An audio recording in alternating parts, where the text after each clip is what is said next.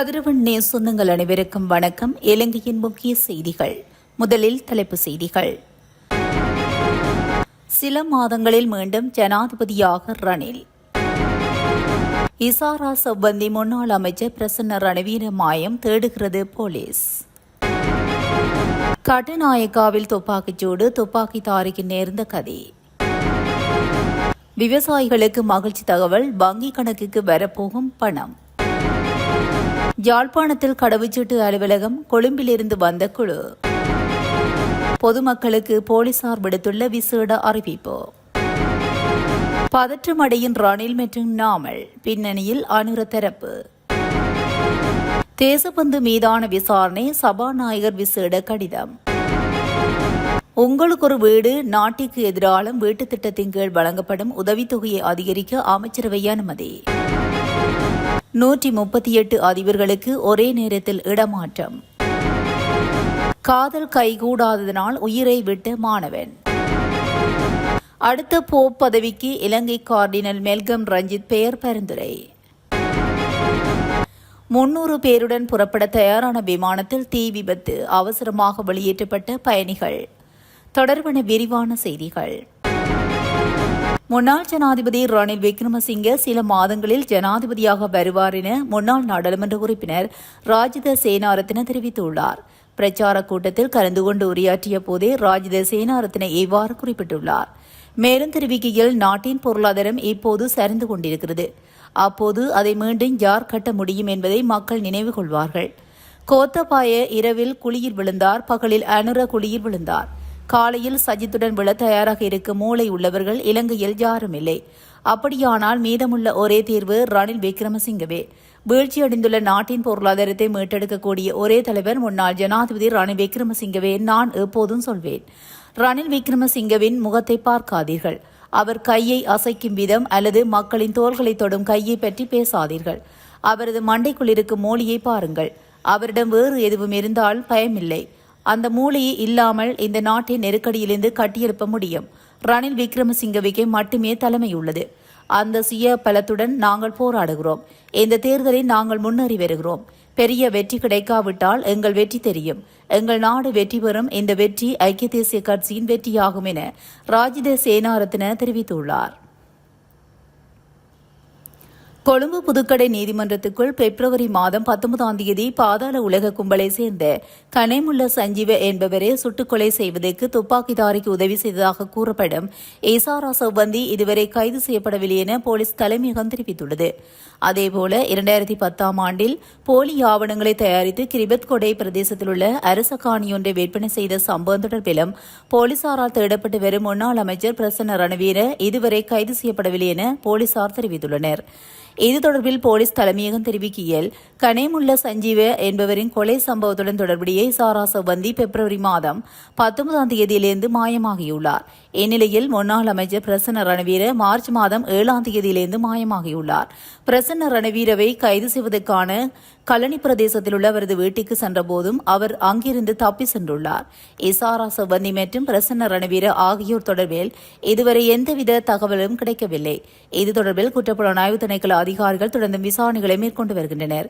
இந்நிலையில் இசாரா சம்பந்தி மற்றும் பிரசன்ன ரணவீர ஆகியோர் நாட்டை விட்டு தப்பி சென்றிருக்கலாம் என சந்தேகிப்பதாக போலீசார் மேலும் தெரிவித்துள்ளனர். கட்டுநாயக்க பிரதேசத்தில் துப்பாக்கிச்சூட்டு சம்பவம் ஒன்று இடம்பெற்றுள்ளதாக காவல்துறையினர் தெரிவித்துள்ளனர். ஆடியம்பலம தெவமொட்டாவ பகுதியில் இன்று காலை 9:30 மணியளவில் இந்த துப்பாக்கி சூட்டு சம்பவம் இடம்பெற்றுள்ளதாக குறிப்பிடப்படுகிறது. மேலும் இதுகுறித்து தெரிய வருகையில், மோட்டார் சைக்கிளில் வந்த அடையாளம் தெரியாத இருவர் வீடு ஒன்றுக்கு நுழைந்து T56 ரக துப்பாக்கியினால் சுட்டதாக காவல்துறையினர் தெரிவித்தனர். இந்த சம்பவத்தின் போது துப்பாக்கி செயல் இழந்ததனால் ஒருவர் அங்கிருந்து தப்பியோடியுள்ளார்.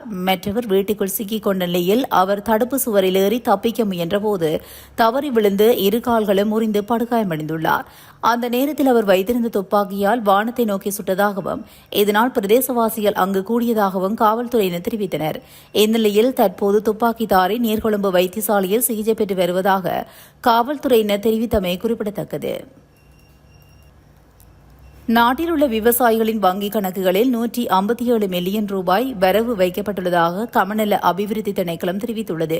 சிறுபோக உரமானிய திட்டத்தின் கீழ் குறித்த பணம் விவசாயிகளின் கணக்குகளில் வைப்பிலிடப்பட்டுள்ளது. குறித்த விடயத்தை கமநல சேவைகள் ஆணையாளர் நாயகம் ரோஹன ராஜபக்ச தெரிவித்துள்ளார். அவர் மேலும் தெரிவிக்கையில், சிறுபோகத்துக்கான உரமானியங்கள் இன்றும் நாளையும் வழங்கப்படும். உரமானியன் ₹20 வழங்கப்படுகிறது. 2 ஏக்கர் வரம்பிற்கு உட்பட்டு 1 ஏக்கருக்கு நெல்லுக்கு ₹25,000 என அறிவிக்கப்பட்டுள்ளது. இதற்கு அமைய 9 மாவட்டங்களுக்கு இந்த நிதி வழங்கப்படும் என்று ஆணையர் நாயகம் ரோஹன ராஜபக்ச குறிப்பிட்டுள்ளார். மேலும் குறித்த மானியம் வழங்கும் நடவடிக்கைக்காக ₹157 மில்லியன் வழங்கப்பட்டுள்ளமை குறிப்பிடத்தக்கது. யாழ்ப்பாணத்தில் குடிவரவு மற்றும் குடியகல்வு திணைக்களத்தின் பிராந்திய அலுவலகத்தை ஆரம்பிப்பதற்கு அமைச்சரவை அனுமதி வழங்கியுள்ளது. இந்நிலையில் இன்னும் ஓரிரு வாரங்களில் இயக்க நிலையை அடையக்கூடிய வகையில் யாழ்ப்பாணத்தில் கடவுச்சீட்டு அலுவலகத்துக்கான பணிகள் துரிதகதியில் இடம்பெற்று வருகின்றன. யாழ்ப்பாணம் மாவட்ட செயலகத்தில் கடந்த தை மாதம் இடம்பெற்ற ஒருங்கிணைப்பு குழு கூட்டத்தில் கலந்து கொண்ட ஜனாதிபதி அனுரகுமார திசாநாயக்க யாழ்ப்பாணத்தில் கடவுச்சீட்டு அலுவலகம் அமைக்கப்படும் என கூறியிருந்தார். இதன்போது கடவுச்சீட்டு அலுவலகத்துக்காக மாவட்ட செயலகத்தில் ஒதுக்கப்பட்ட இடத்தையும் ஜனாதிபதி பார்வையிட்டிருந்தார். இதைத் தொடர்ந்து முன்னெடுக்கப்பட்ட நடவடிக்கைகளின் அடிப்படையிலேயே கடவுச்சீட்டு அலுவலகத்தை அமைப்பதற்கான நடவடிக்கைகள் துரிதகதியில் முன்னெடுக்கப்பட்டு வருகின்றன. கடவுச்சீட்டு அலுவலகத்தில் ஒருநாள் சேவைக்கான வலைதள சேவைக்கு கோரிக்கை முன்வைக்கப்பட்ட போதிலும் யாழ்ப்பாணம் மாவட்டத்தில் இருந்து போதிய அளவு விண்ணப்பங்கள் கிடைக்கவில்லை என கூறப்படுகிறது. எனினும் இதனைத் தொடர்ந்து தென்னிலங்கையிலிருந்து குறித்த சேவை வழங்குநர்கள் பெறப்பட உள்ளதாக கூறப்படுகிறது. இதேவேளை யாழ்ப்பாணம் மாவட்ட குடிவரவு குடியகல்வு திணைக்களத்தில் கடமையாற்ற தேவையான தமிழ் உத்தியோகத்தர்களை அரசு திணைக்களங்களில் இருந்து தெரிவு செய்வதற்கான நேர்முக பரீட்சை கொழும்பிலிருந்து வருகை தந்த விசேட குழுவால் முன்னெடுக்கப்பட்டுள்ளமை குறிப்பிடத்தக்கது. கணனி குற்ற தலைமையகம் என குறிப்பிட்டு பதில் போலீஸ் மா அதிபர் பிரியந்த வீரசூரியவின் பெயரையும் போலியாக தயாரிக்கப்பட்ட கையொப்பத்தையும் உள்ளடக்கி ஆங்கில மொழியில் தயாரிக்கப்பட்ட கடிதம் ஒன்று தற்போது சமூக ஊடகங்களில் பரவி வருவதாக போலீசார் தெரிவித்துள்ளனர். சமூக ஊடகங்களில் பரவி வரும் போலியான கடிதம் தொடர்பாக போலீசார் விளக்கம் அளித்துள்ளனர். இதன்படி இவ்வாறு தவறான தகவல்களை பரப்பும் நபர்களுக்கு எதிராக தேவையான சட்ட நடவடிக்கைகளை மேற்கொள்ள குற்றப்புலனாய்வு திணைக்களத்தினால் விசாரணைகள் ஆரம்பிக்கப்பட்டுள்ளன. இந்த கடிதத்தில் குறிப்பிடப்பட்டுள்ள விடயங்கள் எவையும் சட்டப்பூர்வ அடிப்படையற்றவை எனவும் ஒன்றுக்கொன்று பொருந்தாத வார்த்தைகளை பயன்படுத்தி இலங்கை தேசிய இலச்சினை, இலங்கை உயர்நீதிமன்ற இலச்சினை மற்றும் இலங்கை போலீஸ் அதிகாரப்பூர்வ இலச்சினைக்கு ஒத்தவாறு இலச்சினைகள் அச்சிடப்பட்டு தயாரிக்கப்பட்டுள்ளதாக போலீசார் அவதானித்துள்ளனர். இந்த கடிதம் அனுப்பப்பட்டதாக குறிப்பிடப்பட்ட cyber crime headquarters Colombo, Sri Lanka என்ற பெயரில் இலங்கையில் எந்தவொரு நிறுவனமும் இல்லை எனவும் இதில் குறிப்பிடப்பட்டுள்ள பதவிகள் அல்லது விடயங்கள் இலங்கை போலீசாரால் வெளியிடப்படாத தவறான மற்றும் திரிக்கப்பட்ட தகவல்கள் எனவும் இலங்கை போலீசார் பொதுமக்களுக்கு அறிவித்துள்ளனர். இது மிகவும் திட்டமிடப்பட்ட முறையில் இலங்கை போலீசாரை அவமதிப்பதற்கும் பொதுமக்களை தவறாக வழிநடத்துவதற்கும் உருவாக்கப்பட்ட கடிதம் என அவதானிக்கப்பட்டுள்ளதாக போலீசார் மேலும் தெரிவித்துள்ளனர்.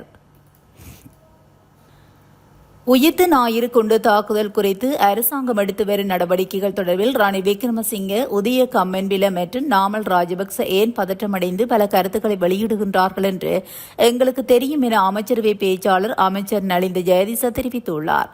அமைச்சரவை முடிவுகளை அறிவிக்கும் இன்றைய செய்தியாளர் சந்திப்பின் போது ஊடகவியலாளர்கள் எழுப்பிய கேள்விக்கு பதிலளிக்கும் போதே அவர் மேற்கண்டவாறு குறிப்பிட்டார்.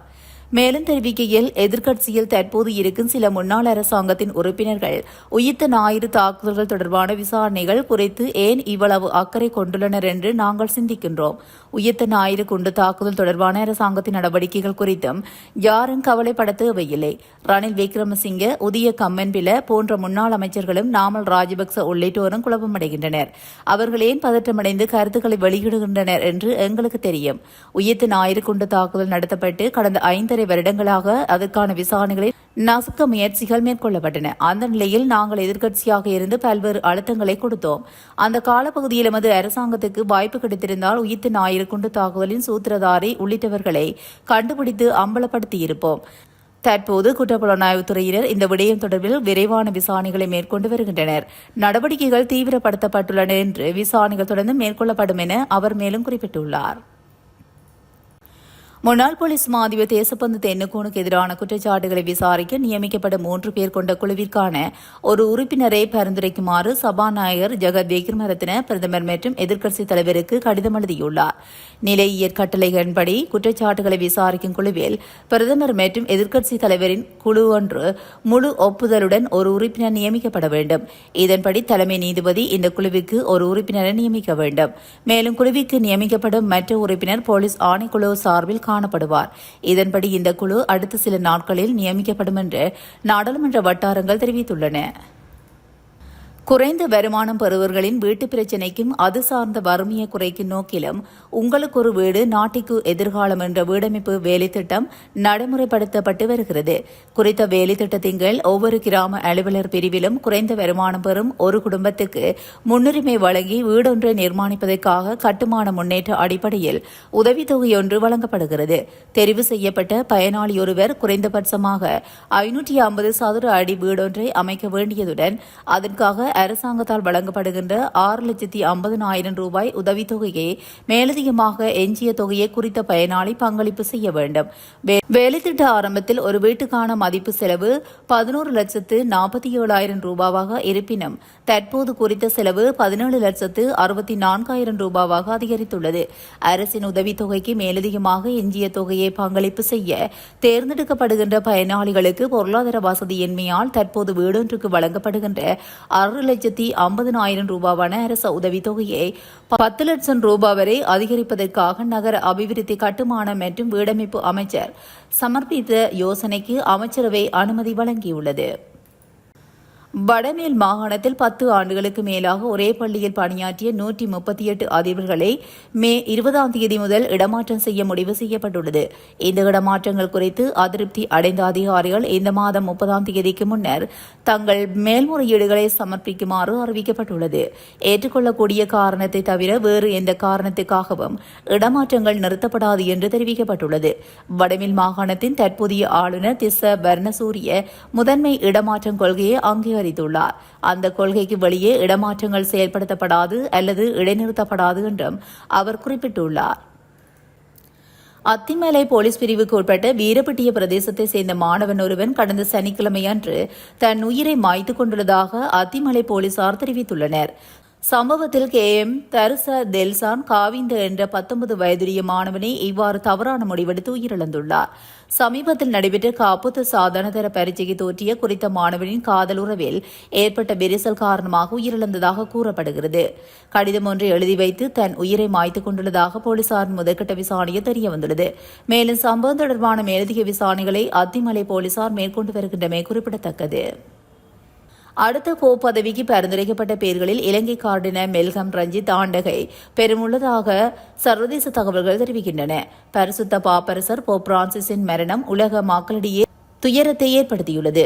போப்பின் திடீர் மறைவு வத்திக்கானின் அடுத்த பிரதிநிதி யார் என்பது குறித்து பல கேள்விகளை எழுப்பியுள்ளது. இந்நிலையில் போப் பிரான்சிஸுக்கு பின்னர் இலங்கையில் கொழும்பு பேராயர் கார்டினல் மெல்கம் ரஞ்சித்தை அடுத்த போப்பாக தேர்வு செய்ய பல சர்வதேச ஊடகங்கள் பெயரிட்டுள்ளன. அதன்படி அடுத்த போப் தெரிவுக்கு சாத்தியமான வாரிசுகளின் தொகுப்பில் வாஷிங்டன் எக்ஸாமினர், பிலிப்பைன்ஸின் கார்டினல் லூயிஸ் டேஹில், பிரான்சின் கார்டினல் ஜீன் மார்க் அவெலின் மற்றும் இத்தாலியின் கார்டினல் பியட்ரோ பரோலின் போன்ற பிற முக்கிய நபர்களுடன் கார்டினல் மெல்கம் ரஞ்சித்தும் பெயரிடப்பட்டுள்ளார். கார்டினல் மெல்கம் ரஞ்சித்தின் பாரம்பரியவாத நிலைப்பாட்டை, குறிப்பாக லத்தீன் வழிபாட்டு முறைக்கு அவர் அளித்த ஆதரவு மற்றும் ஒரே பாலின திருமணத்துக்கு எதிர்ப்பு ஆகியவற்றை வாஷிங்டன் டைம்ஸ் எடுத்துக்காட்டி கார்டினலுக்கு கல்லூரிக்குள் மிகவும் பழமைவாத குரல்களில் அவரை நிலைநிறுத்தியுள்ளது. எனினும் அடுத்த போப்பை தேர்ந்தெடுப்பதற்கான மாநாட்டிற்கான தேதி இன்னும் அறிவிக்கப்படவில்லை.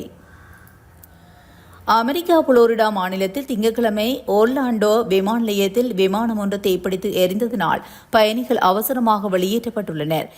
இந்த விமானம் ஓர்லாண்டோ விமான நிலையத்திலிருந்து அட்லாண்டாவிற்கு கிட்டத்தட்ட 300 பயணிகளுடன் டெல்டா விமானம் புறப்பட தயாராக இருந்துள்ளது.